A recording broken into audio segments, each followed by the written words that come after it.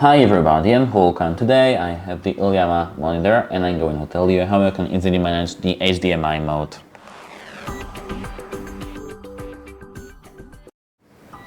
The HDMI mode is the thing that we can reduce our screen size to some other size. For example, here we have the 27-inch monitor and we can change it to 21. So let me show you how to do this. At first we have to click the menu button at the back of our monitor and here go to this image icon. Now we have to go down to the a video mode adjust here and let's click menu button on that. Here we have the full